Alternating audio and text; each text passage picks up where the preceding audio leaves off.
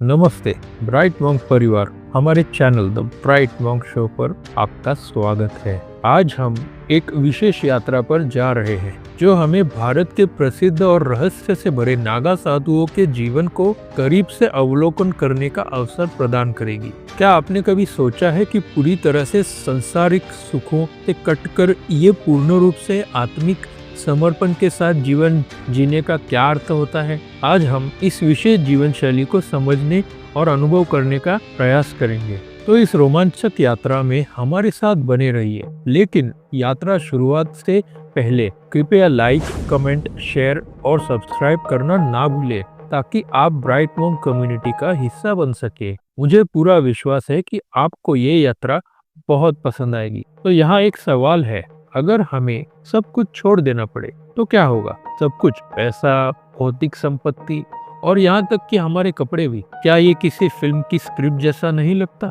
लेकिन ये भारत के नागा साधुओं की वास्तविकता है और विश्वास करें, उनकी कहानी किसी भी हॉलीवुड स्क्रिप्ट से कई ज्यादा गहरी और अद्भुत है। कृपया वीडियो को अंत तक देखें और हमारे साथ बने रहिए, क्योंकि हम उनके संसार में झांकने और उनके कठिन आत्मिक बाहरी रूपों के पीछे की सुंदरता को समझेंगे।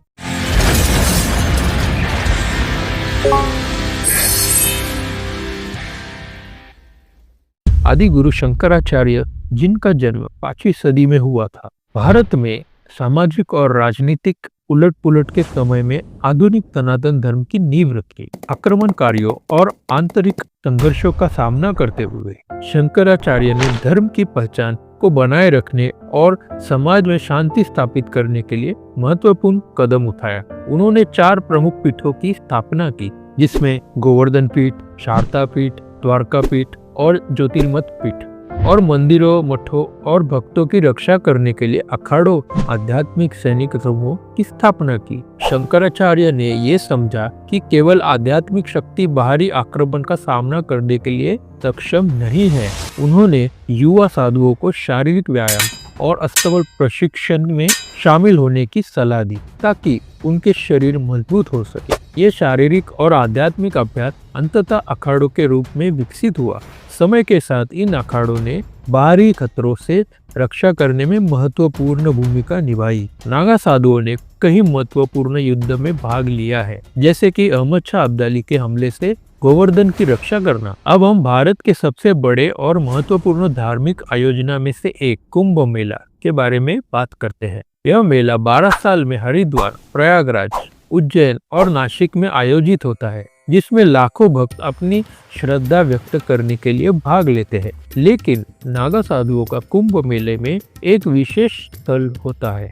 उनके लिए कुंभ मेला केवल एक धार्मिक आयोजन नहीं होता, बल्कि ये अपने समर्पण और तपस्या को सार्वजनिक रूप से प्रदर्शित करने का एक अवसर होता है। वे सबसे पहले गंगा के पवित्र जल में स्नान करते हैं और फिर गहरी साधना और योगा में लीन होते हैं। ये उनके आध्यात्मिक विकास और मुक्ति का एक महत्वपूर्ण समय होता है। वे इसे एक धार्मिक अवसर नहीं, बल्कि अपने जीवन के उद्देश्य को पूरा करने का अवसर मानते हैं। नाग साधु बनना एक कठिन और लंबी प्रक्रिया है।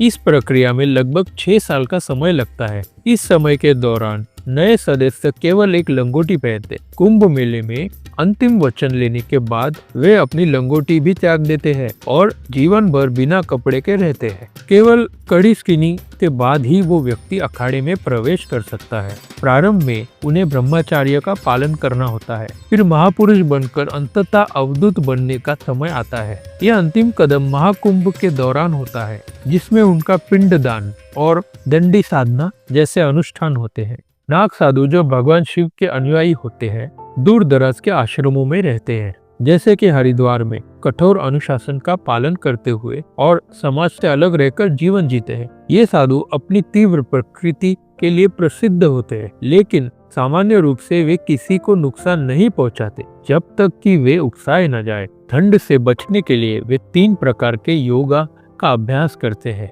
और अपने विचारों और आहार पर कठोर नियंत्रण रखते हैं। एक सैनिक जैसे आदेश के रूप में ये साधु विभिन्न रेजिमेंट्स में विभाजित होते हैं और उनकी रैंकिंग त्रिशूल, तलवारों, शंख और चिलम से दिखाई जाती है। वे कुंभ मेले में सबसे ज्यादा देखे जाते हैं। जहाँ वे अंतर्राष्ट्रीय पर्यटक का ध्यान आकर्षित करते हैं। इन्हें दिगंबरा कहा जाता है क्योंकि ये अपने त्वचा पर राख लगाकर कुंभ मेले में रॉयल स्नान के दौरान ही दिखते हैं। हालांकि अधिकांश नाग साधु पुरुष होते हैं, कुछ महिलाएं भी इस आदेश का हिस्सा होती है, लेकिन वे आमतौर पर सफेद या केसरिया वस्त्र पहनती है, नग्न नहीं होती।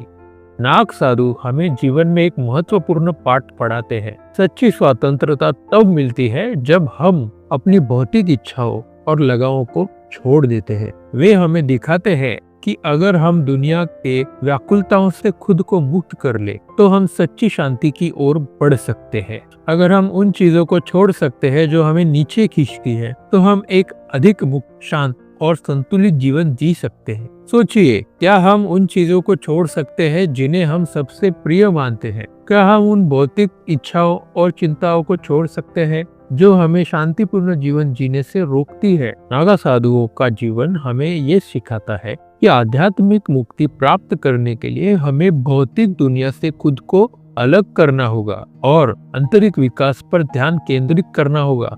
तो अब आपको क्या लगता है, क्या हम नागा साधुओं से कुछ सीख सकते हैं? शायद हम उनके जैसा जीवन नहीं जी सकते, लेकिन जो ज्ञान उन्होंने त्याग, मानसिकता और आध्यात्मिक उन्नति के बारे में प्राप्त किया है, वो हम अपनी जिंदगी में लागू कर सकते हैं। अगर वे शांति और आत्मा अनुशासन के लिए सब कुछ छोड़ सकते हैं, तो हम अपने जीवन में क्या छोड़ सकते हैं ताकि हम ध्यान भटकने से मुक्त हो सके? मैं आपके विचार सुनना चाहूंगा। क्या आपको लगता है कि हम नागा साधुओं के जीवन से कुछ सीख सकते हैं, या क्या आपके पास किसी सन्यासी से संबंधित अनुभव है? कृपया अपने अनुभव टिप्पणियों में साझा करें। अगर इस वीडियो ने आपको प्रेरित किया हो तो लाइक, शेयर और सब्सक्राइब करना ना भूलें और ब्राइट मॉन्क शो के साथ आध्यात्मिकता और व्यक्तित्व विकास की रोमांचक यात्रा पर निकल पड़े।